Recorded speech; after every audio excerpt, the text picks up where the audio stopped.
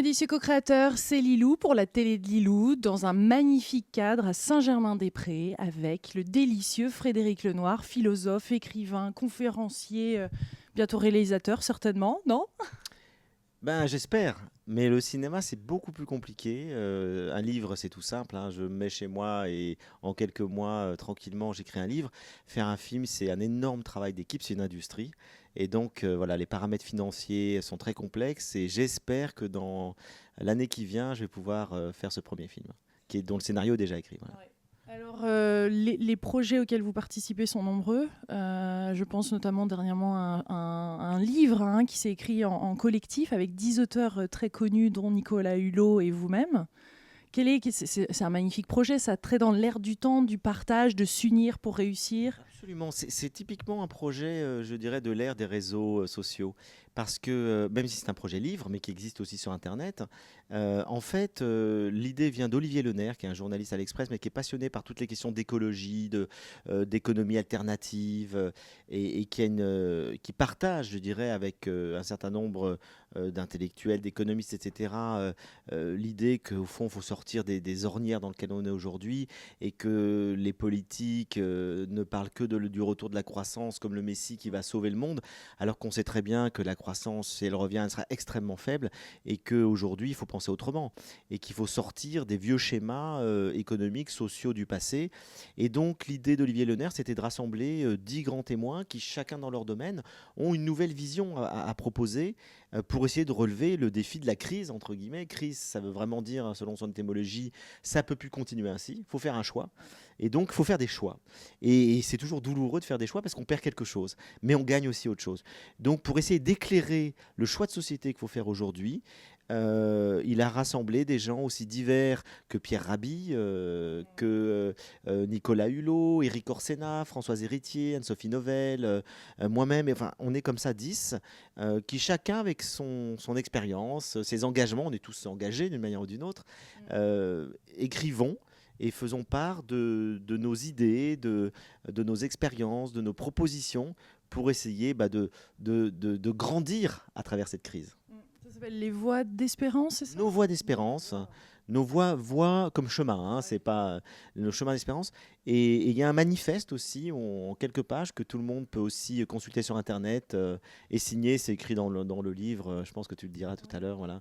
Donc ça, c'est le constat. Et bien sûr, il y a un diagnostic. C'est pas un diagnostic. Le diagnostic, il est fait en 15 pages par Olivier Lenaire au début sur la crise systémique qu'on est en train de vivre. Ce que j'avais déjà fait, moi, dans mon livre La guérison du monde, par exemple. C'est ce qui lui a donné envie de m'interviewer. C'est que c'est un peu la reprise, enfin, la vision globale, c'est celle que j'avais fait dans ce livre La guérison du monde, où j'explique qu'on est dans une crise systémique, que tout est lié, et que on vit à la fois une crise économique, mais une crise de sens, une crise des valeurs, une crise politique au sens large du terme, une crise sanitaire, une crise écologique, et que donc, tout étant interdépendant, on ne peut pas résoudre un problème indépendamment des autres. Et donc la clé, c'est de changer de mode de vie. C'est une remise Changement de paradigme. changement de paradigme, changement de mode de vie, changement d'état d'esprit. Il faut penser autrement et vivre autrement pour beaucoup d'entre nous. Et donc, du coup, c'est une vraie remise en question, c'est une remise à plat. Donc, le diagnostic, il est fait et après, chacun apporte des propositions. Alors, Nicolas Hulot va dire dans l'écologie, voilà ce qu'il faut faire. Voilà ce... Le courage, lui. Alors, lui, voilà, en fait, chaque interview, on a donné un nom. C'est une très bonne idée, ça, de donner une vertu, on pourrait dire, une qualité, une vertu qu'on met en avant chacun. Donc Nicolas Hulot parle du courage de faire des choix justement énergétiques, de transition énergétique extrêmement importants et difficiles. Moi, je parle plutôt du discernement, puisque j'ai... Non, vous attendez pas là. C'est vrai. Oui. Mais c'est qu'en fait, je pense que, et là c'est plutôt mon regard philosophique, que lorsque on est dans une période comme ça un peu chahutée et tout, il faut d'autant plus de discernement. Quand tout est sur les rails, on se pose pas de questions, on suit le mouvement, vous savez. Mais quand tout est chahuté, chaotique et tout, il faut réfléchir et discerner ce qui est juste, ce qui est bon. Et là, il y a un philosophe que j'aime beaucoup, qui est Aristote, qui nous dit une phrase très très drôle. Il dit au fond, les gens ont tendance à descendre le fleuve. et à suivre la pente de tout le monde, de ce que la société dominante, je veux dire, des valeurs dominantes de la société. Aujourd'hui, c'est le consumériste. Voilà, on est là, on consomme et on pense qu'on sera plus heureux parce qu'on va gagner plus d'argent, parce qu'on aura un meilleur statut social, parce qu'on aura une belle maison. Enfin, on est là-dedans. Ce qui est en partie vrai. C'est agréable d'avoir une belle maison, c'est agréable de pouvoir avoir un métier qui nous permet de gagner de l'argent. Mais c'est pas suffisant. Et c'est surtout un modèle qui est remis en question par la crise économique. Alors du coup, je dirais, il ne faut pas simplement aujourd'hui, si on veut être heureux, si on veut s'épanouir, suivre la pente dominante parce qu'elle ne fonctionne plus. Et Aristote rajoute, c'est ça qui est drôle, il dit les gens descendent le fleuve et les cadavres descendent encore plus vite. C'est-à-dire moins on réfléchit, moins on offre de résistance à l'eau, plus on va vite. C'est même pas une question de résistance ou de réfléchir, j'ai l'impression au contraire, en France, des fois, on arrête le progrès ou les avancées parce qu'on est dans cette raison, dans ce raisonnement, dans cette analyse. Non, je ne crois pas du tout. Là, je crois qu'aujourd'hui, on a besoin au contraire d'esprit critique. C'est-à-dire qu'on a besoin... Un vrai esprit critique, Un vrai esprit critique. pas les plaintes. Oui. Alors, il faut distinguer la plainte française, le pessimisme français critique qui voit toujours le négatif. Ça, je suis d'accord, ça nous plombe, notamment par rapport à plein d'autres pays qui n'ont pas cet esprit négatif. Mais par contre, il faut de l'esprit critique, il faut du discernement, il faut avoir un bon jugement. Et ça, je pense que malheureusement, en France, on n'est pas plus avancé qu'ailleurs là-dessus, puisqu'on n'a pas assez discerné qu'est-ce qui se joue actuellement dans la crise mondiale et quelles sont les voies possibles pour en sortir de manière qualitative. C'est-à-dire qu'est-ce qui nous permettra de progresser? Quel est le progrès? Est-ce que le progrès, c'est de faire toujours plus d'avancées technologiques? Est-ce que le progrès, c'est l'iPhone 6? Ou est-ce que le progrès, c'est d'enseigner la philo aux enfants en classe de maternelle, comme je le propose par exemple dans cet entretien? Vous voyez? Parce que je pense que tout vient de l'éducation. Et qu'aujourd'hui, il faut prendre les enfants dès l'école maternelle pour leur enseigner les bases de la psychologie, de la philosophie, pour réfléchir sur eux-mêmes, réfléchir sur leurs émotions, apprendre à se connaître, à se comprendre, et on va faire des êtres humains qui sont tellement plus évolués et éveillés que ce que nous avons été, que je pense que l'humanité peut faire un bond. Mais comment vraiment appliquer le discernement? Parce que ça reste un discernement, je suppose, quand même ouvert. Bien sûr. C'est un discernement ouvert. Tout discernement est ouvert. C'est-à-dire, dans tout discernement, vous avez une palette de possibles. Ouais. C'est-à-dire qu'on regarde tout ce qui est possible. On regarde tout. Et on regarde toutes les solutions. Et là, on essaie de réfléchir en évaluant les choses avec de la connaissance. Donc le discernement implique de la connaissance. On en revient à Socrate. Sans connaissance, enfin l'ignorance est à l'origine de tous les maux. C'est parce qu'on ne connaît pas qu'on discerne mal. Donc le discernement implique de connaître, implique un savoir. Et il implique après un jugement. C'est-à-dire d'avoir l'esprit suffisamment formé pour pouvoir porter un bon jugement. Et c'est pour ça que je dis qu'il faut former les esprits. Plus que d'apprendre à des enfants à devenir uniquement des ingénieurs, à faire des maths et tout, il faut aussi leur apprendre à avoir un esprit aguerri. Mais qui est-ce qui nous disait ça? C'est Montaigne. Montaigne, dans les Essais, nous dit toute l'école française est faite pour faire des têtes bien pleines. On apprend quantité de choses qui ne servent pas à grand-chose dans la vie. Et il dit toute l'éducation devrait être faite pour apprendre à avoir des têtes bien faites. C'est-à-dire plutôt bien faites que bien pleines. Autrement dit, ce que nous dit Montaigne, c'est exactement ce que je dis avec d'autres mots. Il faut nous apprendre à discerner, à avoir un bon jugement. Quelle est la place du cœur dans tout ça? Parce qu'on entend de plus en plus parler du cœur et qu'il est temps de faire ce voyage entre cet intellect et recentrer un peu les choses. Qu'est-ce que vous en pensez? Là, effectivement, moi, à titre personnel, toute ma démarche s'inscrit aussi dans le cœur. Je dirais que je suis quelqu'un qui essaye d'avoir un équilibre dans ma vie entre trois choses. L'intelligence, donc le discernement, le cœur, dont l'altruisme, l'empathie, la communion avec les autres, et l'imaginaire. Je pense qu'un être humain épanoui a besoin de ces trois dimensions. Et l'imaginaire, moi, ça me hante. C'est-à-dire, je développe mon imagination et j'en fais des romans, des contes, des histoires, des films, des pièces de théâtre. C'est-à-dire que mon imaginaire est en permanence créatif. Et je pense qu'un être humain, effectivement, doit développer ces trois qualités de manière égale. Et aujourd'hui, on voit des intellectuels complètement desséchés parce qu'ils ne sont pas dans le cœur. On voit des créatifs formidables au niveau de l'imagination, mais qui n'ont aucun discernement et qui vont soutenir des théories du complot absolument absurdes, etc. Donc je crois que l'équilibre entre le cœur, l'intelligence et l'imagination est très important. Et peut-être que ce qui nous manque un peu aussi en France, c'est le cœur, oui, c'est vrai. Disons qu'il y a ça chez les gens, au niveau, je dirais, de plein de gens qui sont dans une vie simple et qui sont généreux et tout, mais dans les élites, ça manque un peu. Au niveau de la France, justement, ce qui a besoin pour passer au prochain niveau, enfin, là vous en parlez dans le livre, hein, je suppose, mais est-ce qu'il y a vraiment quelque chose qui vous tient à cœur de dire maintenant, parce qu'au niveau partage, union, J'adore par exemple, ce que vous avez fait, que tous les auteurs du livre ont donné leurs royalties, leurs droits d'auteur, hein, au Resto du Cœur. Ça, par exemple, c'est des actions, ce côté vraiment partage. Oui, ça, moi, quand Olivier Lenaire m'a dit, voilà, c'était tout au début, on va faire le bouquin, on sera 10. Il me dit, je ne sais pas encore comment on va répartir les droits d'auteur. Je lui ai dit, écoute, la plus simple chose, c'est qu'on les donne tous au Resto du Cœur. Il m'a dit, très bonne idée, et tout le monde a accepté. Parce qu'on ne va pas faire un livre sur, justement, un nouvel état d'esprit, de solidarité, de partage. On explique que l'économie doit devenir aujourd'hui tout à fait autre que simplement le gain, mais ça doit être des échanges dans lesquels il n'y a pas de profit.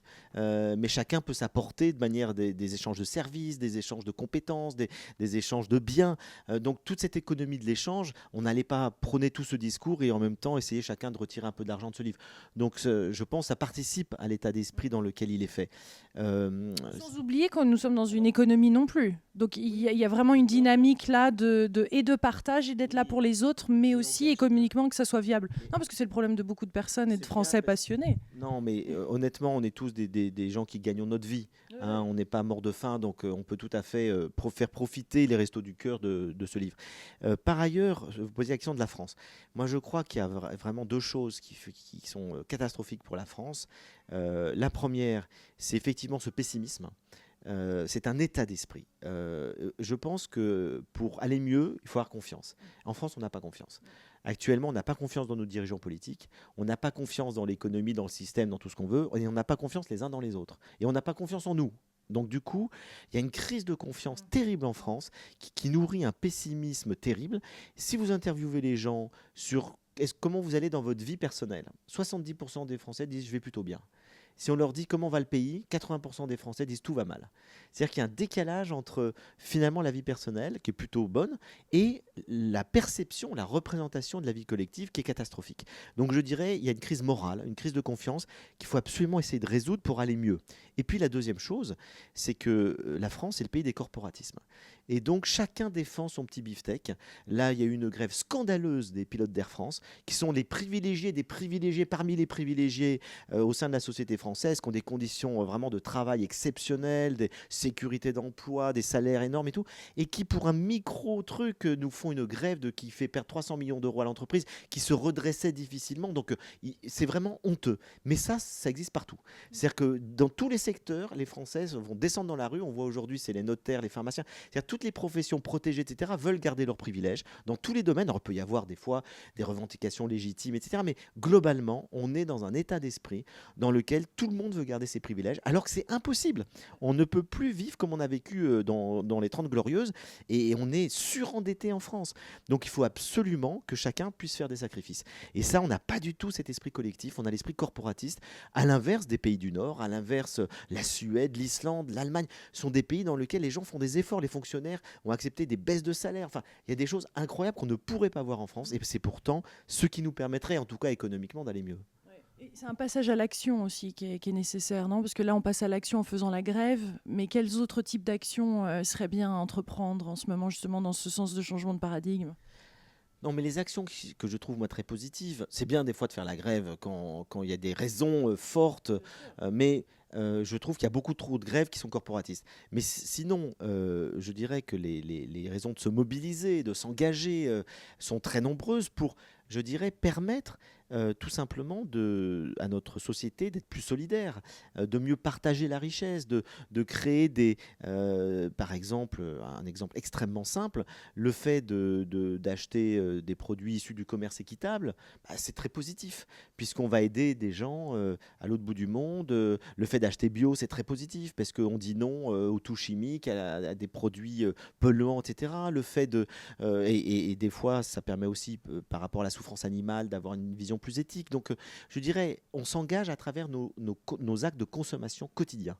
Et je dirais que c'est une des meilleures manières de s'engager aujourd'hui, où tout est économique, d'arriver à avoir un discernement et un choix qui soit un choix intelligent, utile et qui fasse progresser la société dans le sens de la qualité et pas simplement dans le sens du profit à court terme. Tout à fait. Et au niveau des médias, les choix qui sont à faire? Parce que j'ai lu ce fameux article dans Figaro Madame sur vous, et qui était très cassant, très poignant. Figaro Magazine. Ouais. Alors là, je me suis fait allumer dans le Figaro Magazine sur 4 pages pour dire que tout ce que j'écrivais était totalement idiot, inutile. Et donc 4 pages pour le dire. Donc c'est-à-dire que c'était quand même un problème pour eux. Non, là, ponctuellement, c'est simplement que j'avais fait un livre sur le pape pour dire que c'était un homme que je trouve formidable, le pape François, qui ramène l'Église sur le chemin de l'Évangile. Parce qu'il est en train de nettoyer les écuries d'Augias. Et Figaro Magazine, le gars qui a fait l'article, extrêmement catholique traditionnaliste, n'a pas supporté ce discours, donc il m'a allumé à cette occasion-là. Donc c'est un règlement de compte idéologique, mais c'est pas le premier, il y a déjà eu dans le Figaro des articles similaires et tout.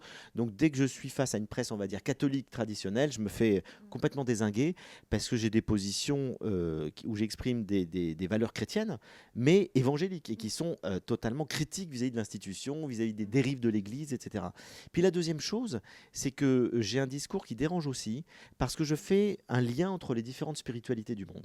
Et donc le fait que je parle du bouddhisme, du chamanisme, du christianisme, des sagesses antiques, en disant mais ça converge dans l'essentiel, au-delà des différences culturelles, ça gêne énormément un certain nombre de gens qui se disent mais non, le christianisme est tout à fait supérieur aux autres religions, ou on ne peut pas comparer, ou au contraire la philosophie n'a rien à voir avec la spiritualité bouddhiste. Je dis mais si, partout où il y a une quête de sens, de spiritualité profonde, on va trouver des convergences dans l'expérience, pas dans la culture qui les a produits, mais dans l'expérience. Et du coup, les livres comme L'âme du monde, comme Du bonheur, un voyage philosophique, où je montre des convergences. Dans Du bonheur, je montre une convergence extraordinaire entre, par exemple, Montaigne et le penseur chinois Chuang-Tzu, entre Spinoza et le Vedanta hindou, entre Bouddha et Épictète. Mais ça, il y a des gens qui supportent pas ça. Et du coup, je me fais parfois allumer. Et puis, je vais vous dire, je m'en fiche complètement. C'est-à-dire, je pense que je ne donne à personne le pouvoir de me rendre heureux ou malheureux, et surtout pas aux critiques littéraires. Et donc, je reçois des louanges, ça m'est égal. Je reçois des critiques des fois très violentes, ça m'est égal. Je continue mon chemin, et j'ai la chance d'avoir des lecteurs très fidèles qui lisent mes livres et à qui je suis en dialogue, en partage, à travers une correspondance importante, des mails, etc. Et pour moi, c'est bien là l'essentiel. Si on commence à s'arrêter ou avoir peur parce qu'on se fait allumer dans la presse, alors on ne fait plus rien. Donc c'est quelque part un manque de discernement là des journalistes. Est-ce qu'il y a quelque chose qui... Un manque de discernement, c'est une attaque idéologique. Et on est beaucoup en France dans l'idéologie. Voilà, et on est un peu dans cette idéologie, et on est peut-être plus... Je trouve que les journalistes de profession peut-être font moins leur métier de discernement. Ces journalistes-là qui sont dans l'idéologie ne sont suivis que par les gens qui pensent comme eux. C'est-à-dire, et il paraît même d'ailleurs que sur cet article du Figaro Magazine, il y a eu des centaines de lettres de gens qui ont protesté en disant mais attendez, de lecteurs du Figaro Magazine, en disant mais on connaît ces livres et tout, c'est pourquoi vous l'allumez comme ça, c'est idiot, ça n'a aucun sens, ces livres font du bien. Donc même leurs lecteurs ont désapprouvé. Mais cela dit, peu importe. Je pense qu'aujourd'hui vous avez deux types de journalistes. Vous avez des journalistes d'opinion, des journalistes très engagés, comme Éric Zemmour et d'autres, qui sont là pour défendre une vision particulière et partisane, qui des fois est tout à fait légitime, des fois peut l'être moins lorsqu'on n'est pas d'accord. Et puis vous avez des journalistes qui sont beaucoup plus ouverts, qui sont dans un désir de faire connaître le monde, qui s'intéressent à la diversité des débats, des pensées, et qui cherchent à les faire connaître de manière plus objective. Donc là, on peut voir qu'il y a plusieurs presses, il y a plusieurs types de journalisme. Moi, je respecte les deux, il n'y a pas de souci. Mais c'est à nous, en Donc, tant que consommateurs... la confrontation. Et c'est à nous de discerner. C'est à nous de discerner, de se dire, là, on voit bien que le journaliste, c'est son point de vue qui défend, c'est pas très objectif. Voilà. Ou au contraire, on peut avoir le sentiment que là, le journaliste nous expose vraiment de manière ouverte. Il peut y avoir une critique, mais qu'on sent ouverte, si vous voulez, qu'on sent pas enfermante. C'est là où il faut lire vos livres, comme ça on peut se faire vraiment une vraie idée plutôt que de simplement lire un article. Si on s'intéresse à mes livres, mais on n'est pas obligé de lire mes livres pour se faire une idée de ce que je dis. Après, on peut aller sur mon site internet, il y a beaucoup d'articles, d'éditos, de conférences qui sont sur YouTube, de vidéos, etc. Pour quelqu'un qui voudrait un peu connaître ma pensée, il y a plein, il faut aller sur la télé de Lilou, il y a des entretiens, il y a des choses. Donc, Racine et des ailes aussi, toujours, d'actualité. Racine du ciel. Racine du ciel. Racine du ciel, c'est une émission sur France Culture qui est donc hebdomadaire, tous les dimanches matins. C'est très tôt, c'est à 7h, mais ça peut se podcaster, heureusement, pendant un an. Et donc, c'est des émissions, on va dire, sur l'art de vivre, la spiritualité, que je fais avec Lélie Anvar. On reçoit chaque semaine des invités sur des sujets très divers. Merci beaucoup, Frédéric. Et puis, dernière chose, puisqu'on parle d'actualité. Donc, je disais tout à l'heure que j'attache beaucoup d'importance à la transmission du discernement chez les enfants. Et c'est pour ça que je viens de publier un conte pour enfants qui s'appelle Cœur de cristal. et dans lequel j'essaye de faire passer tout un certain nombre de petits messages philosophiques sur la vie, sur comment bien vivre, la recherche d'un bonheur profond, authentique. Je parle beaucoup de la question de la mort, du deuil, parce que les enfants sont captivés par cette question. C'est une des toutes premières questions métaphysiques que posent les enfants. Qu'est-ce qui se passe après la mort? Où est-ce qu'il est parti mon chien, mon chat, grand-père, grand-mère? Et donc là, je trouve que c'était très important de parler de ces questions-là, de la souffrance. Et j'en parle à travers un conte qui donc vient de sortir, qui s'appelle Cœur de cristal.